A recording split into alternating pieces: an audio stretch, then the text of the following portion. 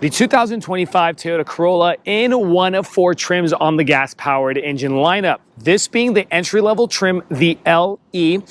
This is the bottom, or the cheapest, I might say, and then the three next ones, starting with the SSE, then you get the FX Special Edition, which is new to 2025 lineup, and then the most expensive one is the XSC. All 4 of those trims do get the 2.0-liter 4-cylinder naturally aspirated engine, which is very nice, with a CVT, continuously variable transmission, pushing 169 horsepower with 151 pounds-feet of torque. MPG on this exact LE unit is 41 highway and a 32 city. You're also getting a 13.2 gallon gas tank size on the gas-powered lineup. You might want to ask if this is going to fit in your driveway or your garage. Well, guys, that's not a question because this thing is quite petite and it'll fit anywhere. This is probably good for big cities as well. It's going to be 183 inches in length, 70 inches in width, 57 inches in height with 106.3-inch wheelbase. Okay.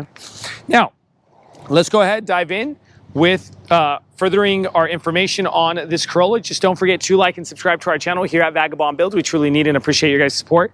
A quick shout out to Folsom Lake Toyota here in Folsom, California. And if you got something for us to film, email us. We'll talk details later, and stay tuned. We're dropping that MSRP sticker. Now, this is LE, so you're going to be seeing just a pretty basic front end with matte black plastic upper grille, matte black plastic lower grille. No tech on the front end.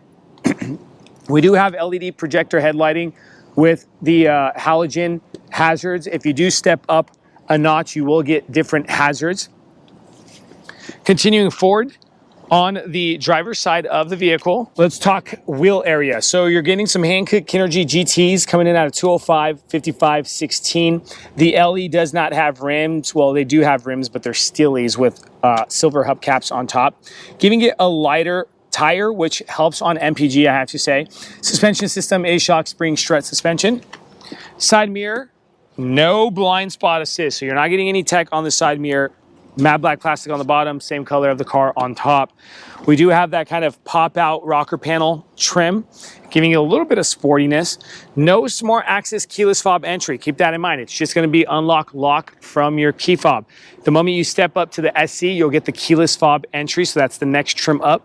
Matte black plastic trim going around the windows and in between the doors. Over to the gas tank, you have to actually pop this open from the inside of the vehicle, from right here, and you pop that open, which is pretty cool because you can actually lock against thieves. Over to the rear end, very simple rear end. We do have halogen hazards with halogen backup lights, and that rear tail light is going to be LED. Corolla on the left in the glossy black, LE on the right with high gloss black trim going across that rear trunk lid.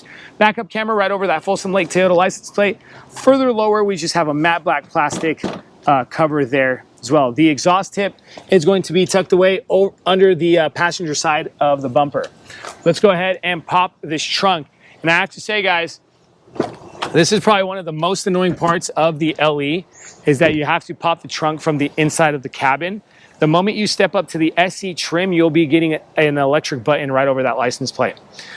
Cargo, 13 cubic feet of space for cargo. Let's go ahead and measure, as we like to do here at Vagabond Builds for our viewers.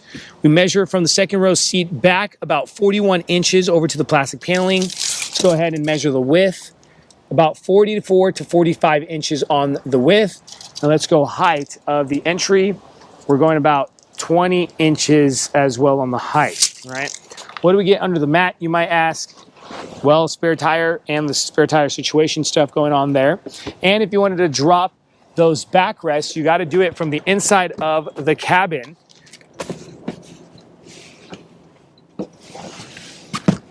And you can actually connect the cabin over to the cargo. Now, guys, that we're done talking about the powertrain and the cargo with the exterior, let's talk LE interior.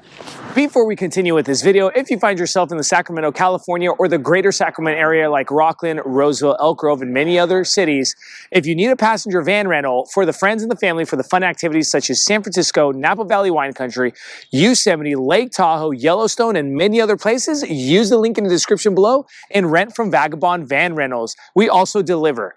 Thanks, guys. Let's go ahead and continue with this video. Now let's talk LE interior, guys. Now I have to say, being the base level entry Corolla, this is a very basic interior. Starting with the passenger area, this is what your seating surfaces look like. Two different colors, and you got the stitching design as well as the design on the backrest. Both front seats do come manual controlled, and there is no heating seat capabilities or anything of that sort inside the LE Corolla 2025. In front of that passenger seat, non-lockable glove compartment, plastic dashboard, but I have to say I do like the design of the dashboard on the 2025 Corolla as well. Just this design in general, probably one of my favorite Corolla designs throughout the history of Corolla. Coming over to the 8-inch screen, if you do go higher trims, you will get a bigger screen. Keep that in mind. You also have to subscribe for navigation. You do get Apple CarPlay and Android Auto standard in the 2025 Corolla. Let's go ahead and show you through the interface. This is what your media looks like. Let's go through the phone, your Bluetooth, your vehicle settings, and more settings just like that. So pretty simple interface with some high gloss black trim going around. We have single temperature control here, and this is the way we're going to turn on that temperature control, air vent flow, with the knob here, as well as your defrosters, your AC, and turning that off. Lower than that, a cubby room or a little shelf for your phone, USB-C plug in here, shift lever, traction control right near the shift lever. The moment you step up to the SE trim, you're going to get different drive modes like sport and normal and econ and whatnot. Over to the cup holders, nice and big cup holders, auto brake hold, and a parking brake. And one thing I have to say that I like about Toyota and Lexus is the moment you put it into parking, that parking brake engages, so I don't have to constantly press that parking brake. Also in the little itty bitty tiny center console area, you get a USB-C plug-in and a 12-volt outlet as well. Rear view mirror, pretty standard, simple, straight to the point. All right. And up top, we get the LED lighting, which is pretty cool lighting for standard in the Corolla. Over to the driver cockpit cluster display screen. You got a 4-inch info card there in the center that you can control from the left-hand side of your steering wheel. You can go left, right, up, and down, just to show you guys. Further on the left-hand side of the steering wheel, you got voice control, phone control, as well as your media volume. On the right-hand side, cruise control, lane assist, and crash warning with your mode and your radio station change controls for that media. The moment you step up to the SE, you'll get a leather-wrapped steering wheel. This is not leather, it's that plasticky feel standard steering wheel. On the right-hand side, windshield wiper lever. On the left-hand side, lighting lever for those front and rear taillights. Further left, on the dashboard, a high beam assist auto button, a knob there for the lighting on your dashboard. Then we come over to the door panel, very simple, straight to the point door panel with cloth armrest, window switches, side mirror switches, and your unlock lock button.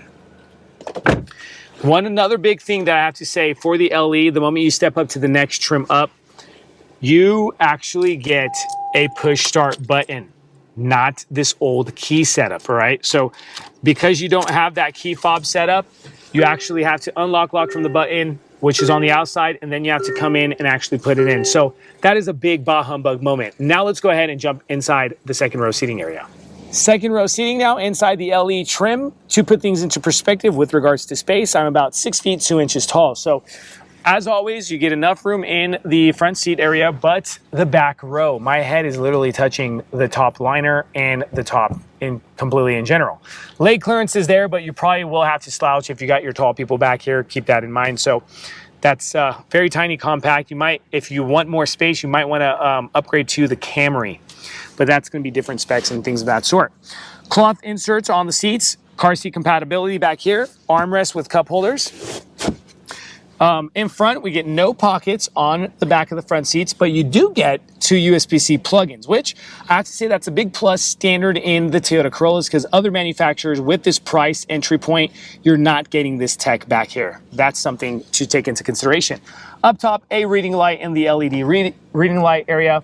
LED lighting, and then your O-snap handle. So guys, as we like to do, we like to drop the MSRP stickers. Here's the MSRP sticker on this exact unit, coming in at around $23,900. Check out our other comparison videos between trims. Maybe you want to step up to the SE. We did a comparison video, as well as more Toyota videos. Thank you so much for watching our channel here at Vagabond Builds with James Sandus for car reviews and car products. Don't forget to like and subscribe. Thank you and God bless.